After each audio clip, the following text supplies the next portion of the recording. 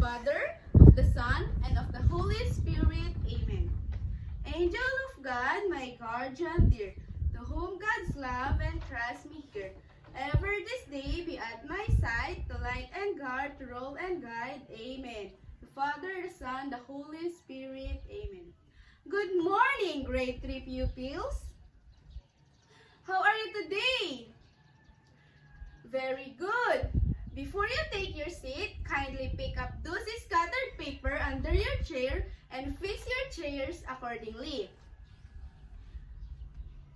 You may now take your seat. Take a look at your seatmate and tell me who is absent today. Who is absent today, class? Very good. Keep up the good work and always attend our class. Now, before we begin our lesson, I have here some rules that we must follow during our discussion and during our group activity. Let us all read our Teacher Shira classroom rules. Sit properly in your seat and be ready to learn. Honesty in class and in all your work. Always listen to the teacher. Include everyone and be kind to classmates. Raise your hand if you want to answer. Help everyone and try your best. Always smile and have a positive attitude. Always remember our Teacher Shira classroom rules to make our classroom respectful and meaningful. We had already finished discussing about nouns, and we all know that noun is a thing, a name a thing, animals, place, and things. And today, let us imagine we are going to a picnic. But before that, I have prepared a short activity here. I will show you some sentences and you will identify the noun in each sentence. Do you understand, class?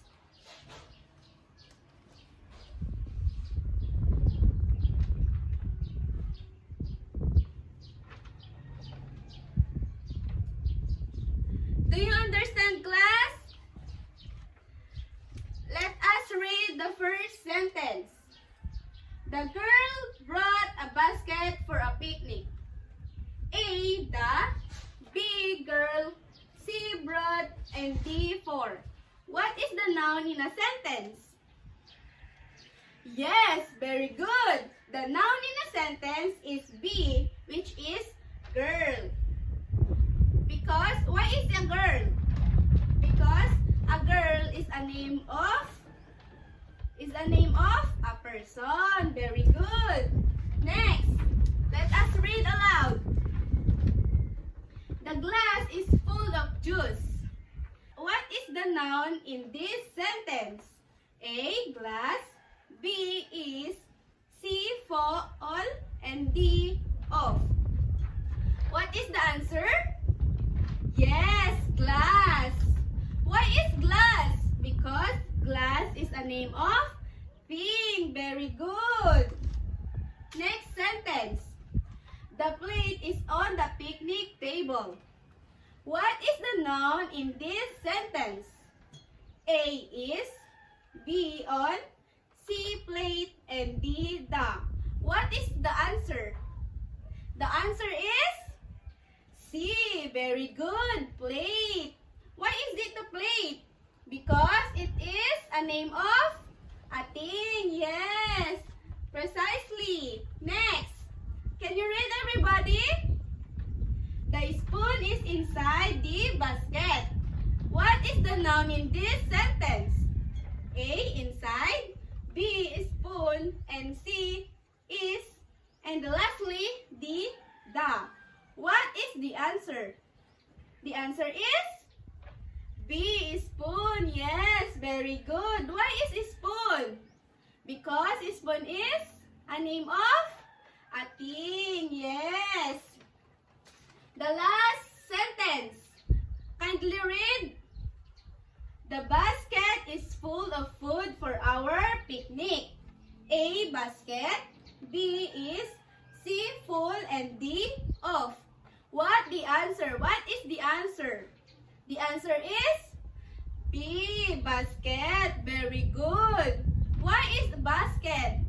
Because it is a name of a thing. Yes, precisely. Good job, everyone. Now, give yourself a fantastic clap like this. 1, 2, 3. 1, 2, 3.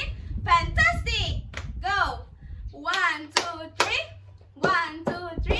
Fantastic. Last time we learned that noun is a name of a place, thing, a person, and animals. Since we are going to a picnic, I have also prepared a picnic game called singular or plural. Since we are going to a picnic, what are the things we usually bring to a picnic? What are the things? Give me one.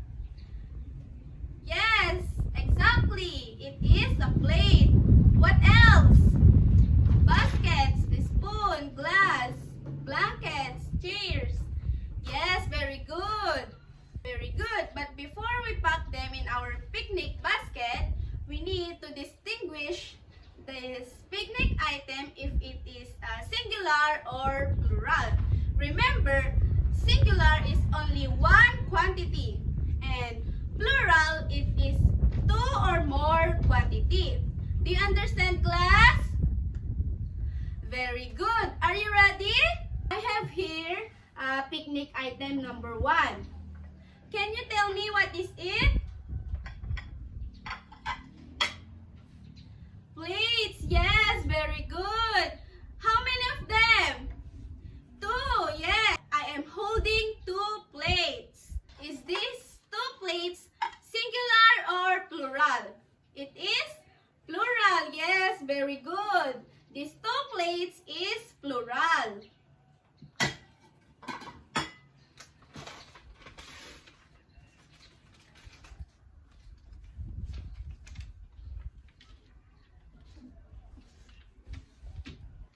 Our answer words we must paste in our regular noun checklist. Items is, what is this?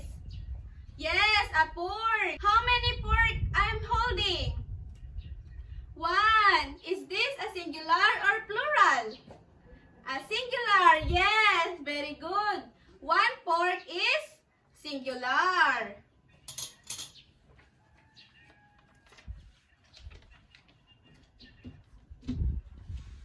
What about this one? I am holding 2 spoons. Is this a singular or plural? Yes, very good. It is plural because there are 2 spoons I am holding.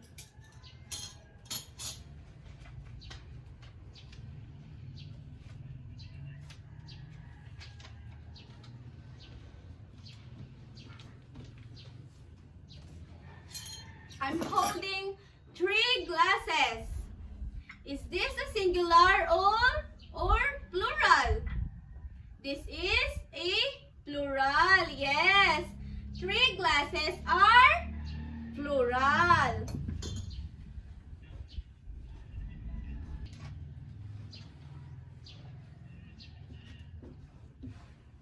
What about this one? How many baskets I am holding? Yes, only 1 basket. Is this a singular or plural? A singular. Yes, very good. Basket is singular.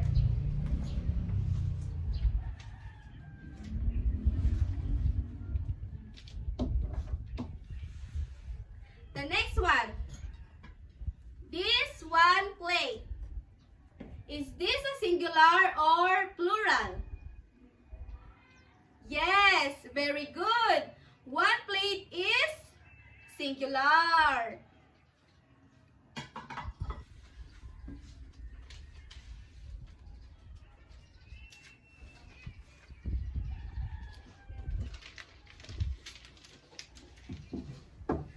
We now pack our picnic item in our basket.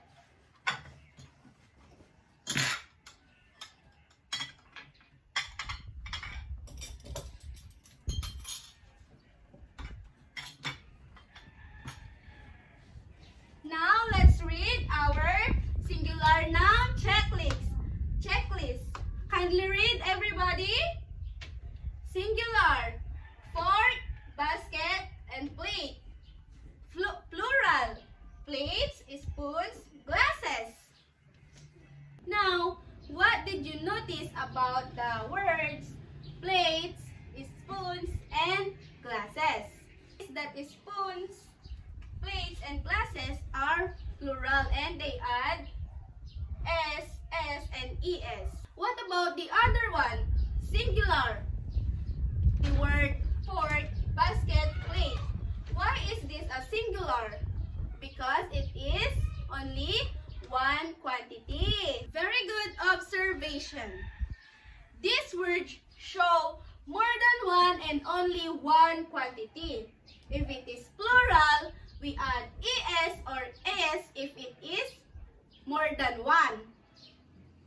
More than one. And if it is singular, it stays the word fork, basket, and plate. Do you understand, class? Great job, kids! Now that you were able to notice that these words are one quantity and only two or more quantity, let us now discuss about singular to plural nouns of regular nouns.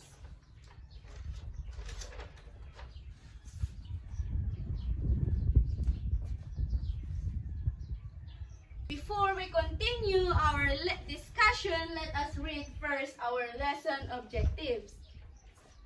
Kindly read, everybody. Identify nouns in a sentence. B. Distinguish singular nouns from plural nouns. C. Form the plural form of regular nouns by adding S or ES. Now that we know our goal, let us now discuss what a noun is. Kindly read what is a noun. A noun is a name of a person or a thing, and it can also be singular or plural. We tackled this last meeting. There are singular or plural. When we say singular, let's read, everybody. A singular noun names a person, place, animal, or thing. For example, one plate is singular. One basket is singular. One spoon is singular. And also one fork is singular. While the other one is plural. A plural noun names more than one person, place, animal, or thing. For example, two plates are plural. Two baskets are plural. Two spoons are plural and two forks are plural. Is this spoon plural or singular? Yes, singular. Why? Because it is only one quantity. When we say singular, it is only one quantity. And when we say plural, it is two or more quantity. Do you understand, class? Very good. Now let's move on to the rules of singular to plural form. The rule number 1. Kindly read, everybody. Rule number 1. Add an S to singular nouns. For example, one basket. If one basket is more than one, we add S to the name to make it plural. Another example, one plate is, if it is one plate is more than one, we add S to the name to make it plural plates. And lastly, one spoon. If the one spoon is more than one, we add S to the name to make it plural, spoons. Do you understand, class? Let's have another example. Book. If the book is more than one, we add S to the name to make it plural, books. Yes, very good. Now let's move on to the rule number 2. Kindly read, everybody.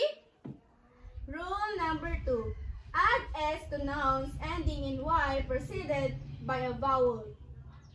For example, If one toy is more than one, we add S to the name to make it plural, of course. And one boy, if the one boy is more than one, we add S to the name to make it plural. Just like the example, rule number 1.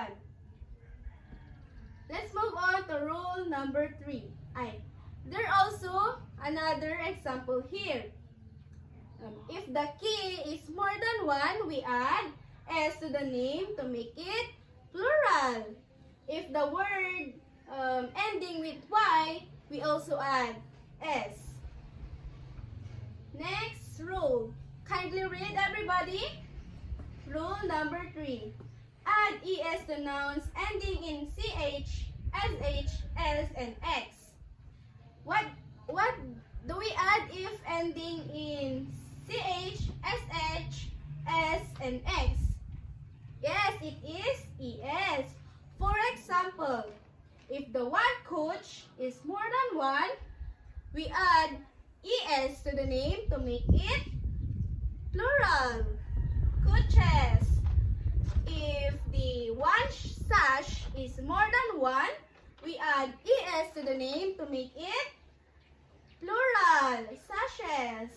Very good. There is another example here. Dress. What do we need to add to make it plural?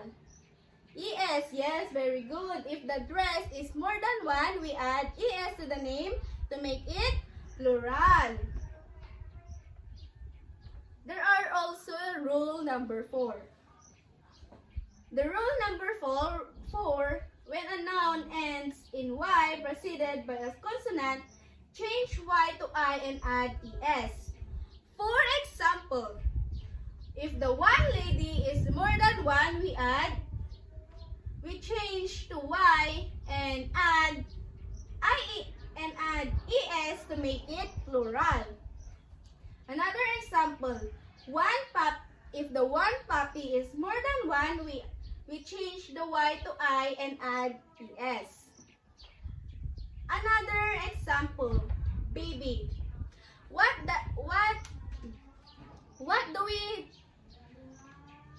letter do we change to Y to make it plural? I. Yes, very good. We change Y to I to make it plural and add ES to make it plural. Of course, babies. There are also example here. Candy. If the candy is more than one, change Y to I and add ES to make it plural. Great job, kids! Now that we've learned the rules of making singular noun into plural noun, now let's have group activity. But before that, there are rules that we must follow. Kindly read, everybody. Follow instructions carefully. Respect everyone's ideas. Do not shout. Work together. Stay on task. Focus on the activity. No teasing or arguing. Finish on time. Keep your area clean. 5 minutes to complete the work. Do you understand, class? We must keep this in mind to keep our classroom respectful. Now, I will divide you into 3 groups. This will be the group 1, and this will be the group 2, and lastly, at the back is group 3. Each group will receive an activity sheet, and if you are done, one presenter, each group will come in front and present their work. Do you understand, class? Yes. Your time starts now.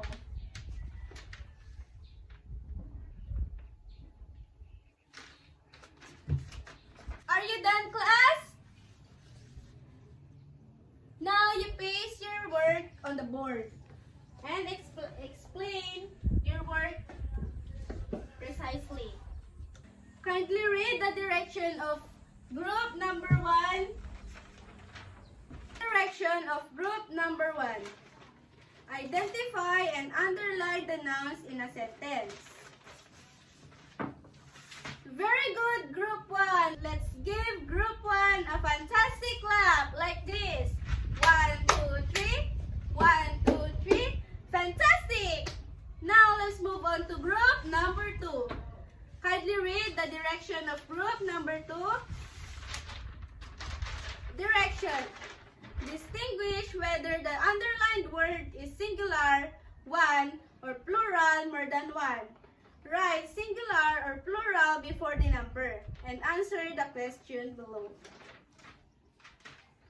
Very good, group 2. Let's give group 2 a back clap like this.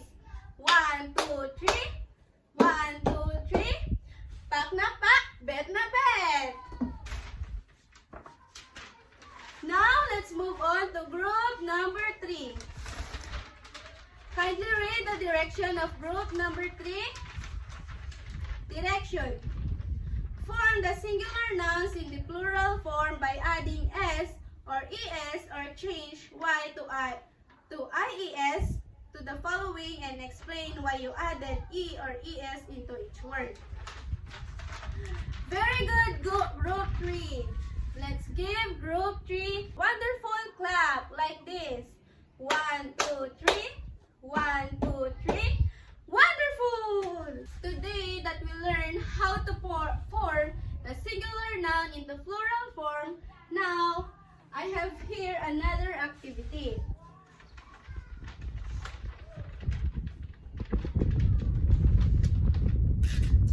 I want you to complete the sentence given. And I have here the answer and you will paste it on the blank.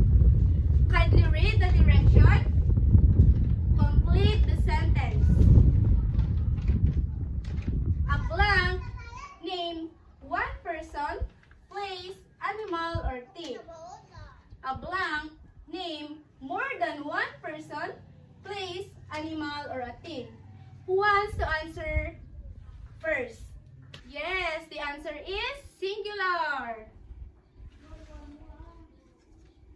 In the second blank, the answer is plural.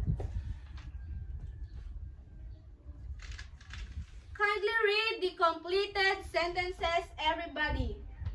A singular noun, name one person, place, animal, or thing. A plural noun, name more than one person, place, animal, or thing.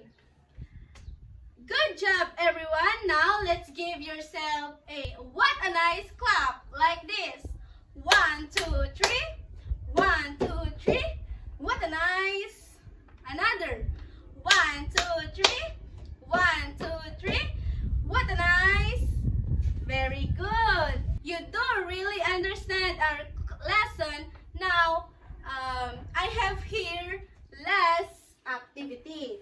Each of you will receive this worksheet and you will answer this quietly in your seats. There are 3 parts of this worksheet. The first part is read the sentence carefully. Identify the noun in the sentence and write the correct plural form before the number. The second part, distinguish singular nouns from plural nouns given in the box. Sort each word into the correct column in the table below. And lastly, look at the picture clues. Form the missing plural noun in each sentence by adding s or es. Do you understand, class? Very good. Now, I will collect your activity sheets. Okay, very good. Now, you bring out your assignment notebook and copy your assignment to be passed on the next meeting. Kindly read the direction of your assignment, everyone. Form the singular noun in the plural form of given nouns and use them to construct a sentences. First, girl. 2, market. 3, toy. 4, teacher. And 5, socks. Are you done copying, everyone? Very good.